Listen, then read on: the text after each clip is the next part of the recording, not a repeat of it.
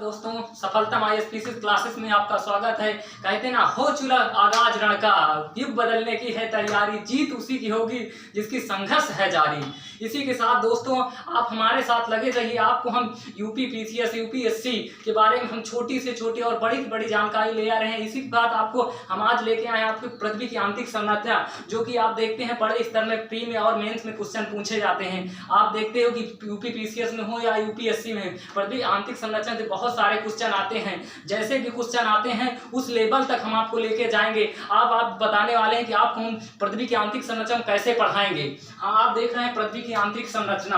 आप दोस्तों, पृथ्वी की आंतरिक संरचना का अर्थ क्या होता है? भूगर्भ, जो पृथ्वी के अंदर से भूगर्भिक की रासायनिक व भौतिक दशाओं से, पृथ्वी की भौतिक दशाओं से होता है, जो कि हमारे पृथ्वी के अंदर कैसी भौतिक दशाएं पाई जाती हैं, कैसी रासायनिक दशाएं पाई जाती हैं। आप इसी के बारे में आप पहले बताना चाहते हैं। भौतिक दशाएं जैसे भौतिक दशाएं ताप हो गया और दाब हो गया, घनत्व। आप जानते हैं पृथ्वी का गहराई, सतह से गहराई के जाने को ताप भी बढ़ता है, दाब भी बढ़ता है, घनत्व बढ़ता है। इसी के साथ आपको बताएंगे रासायनिक, जैसे हम आपका पदार्थ, आप देखते हैं पदार्थों अनेक खनिज पाई जाती हैं, पृथ्वी के अंदर अनेक खनिज पाई जाती हैं। और जैसे हम जानने के स्रोत हम आपको बताएंगे, इनको बहुत डीप में आपको हम पढ़ाएंगे कि प्रत्यक्ष स्रोत क्या होता है, अप्रत्यक्ष स्रोत क्या होता है। देखो, प्रवेधन वो होता है जो कि हम ड्रिलिंग करते हैं। ड्रिलिंग जैसे हमारी पृथ्वी है, सतह है, सतह से हम जो गहराई से हम खोदते हुए गड्ढे जाते हैं, जो ड्रिलिंग सतह से गहराई की ओर जाते हुए जो ड्रिलिंग करते हैं, जो एक सुरंग का निर्माण होता है। उससे हमें अनेक जानकारी मिलती है कि हमारी पृथ्वी ऊपर भूपृष्ठ पे कैसी है और वो आंतरिक में कैसी है। इससे अनेक जानकारी की ज्वालामुखी वो है जो हमारे पृथ्वी की आंतरिक संरचना, जिसे दुर्बल मंडल कहते हैं। दुर्बल मंडल से जो भी ज्वाला मैग्मा, जो जहां ताप बढ़ता है, जो ताप बढ़ते हैं, जो हमारे अनेक खनिज गलित होते हैं, जो मैग्मा फिर वो जब उद्गारित होते हैं, जब हम भूपृष्ठ पर, उसे हम लावा कहते हैं। उससे आपको जानकारी कैसे मिलती है? अप्रत्यक्ष स्रोत भूकंप, जो हमको महत्वपूर्ण जानकारी हम भूकंप से मिलती है। जैसे 3 प्रकार प्राथमिक, द्वितीय भूकंप, जो भी दोनों के जो संगति भूकंप होते हैं, जो धरातली भूकंप होते हैं। 3 प्रकार जैसे महत्वपूर्ण जानकारी भूकंप से मिलती है। जैसे तापमान भूपृष्ठ से जब हमारा दबाव, जब हमारा ताप, जब आंतरिक जाते हुए ताप की वृद्धि होती है,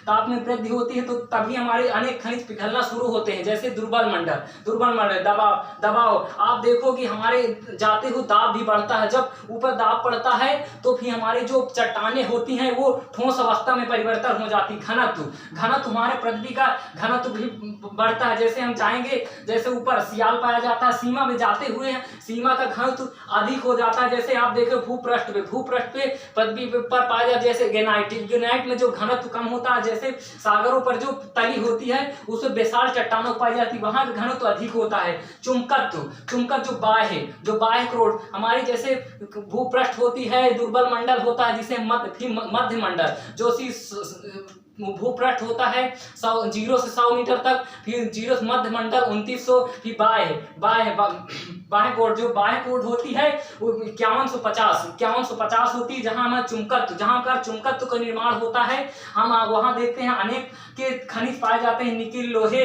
इसी की वजह से हमारा चुंबकत्व, उल्का पिंड वो होते हैं जो ग्रह के ऊपर बेल्ट करते हैं, ग्रह में घूमते हैं, ग्रह के चक्कर लगाते हैं। और कुछ जब हमारे वायुमंडल प्रवेश करते हैं पिंड, तो वह घर्षण करते हुए जल जाते हैं। कुछ अपेक्षाकृत बड़े होते हैं जो वह जल नहीं पाते, हमारे पृथ्वी पर उठते हैं और वह गड्ढे का निर्माण करते हैं, जो उनको पदार्थ की जानकारी से विद्वानों द्वारा ली जाती है। पदार्थ जिससे हमें पृथ्वी की आंतरिक संरचना, उससे भी बहुत जानकारी मिलती है। इसके परिणाम हमके भूगर्भ के बारे में अल्प जानकारी मिलती है, बहुत जानकारी नहीं प्राप्त हो पाती, इसलिए कि हमारी जो आंतरिक गहराई है 63 से 71 किलोमीटर है। इससे हमें बहुत जानकारी नहीं मिल पाती है, कि बहुत महत्वपूर्ण हम जानकारी मिल पाती हैं। इसी के साथ अकाल हम आपको परिभाषा के साथ लेके आएंगे, बहुत डीप में आपको बताएंगे प्रत्यक्ष अप्रत्यक्ष स्रोत परिणाम क्या हुआ।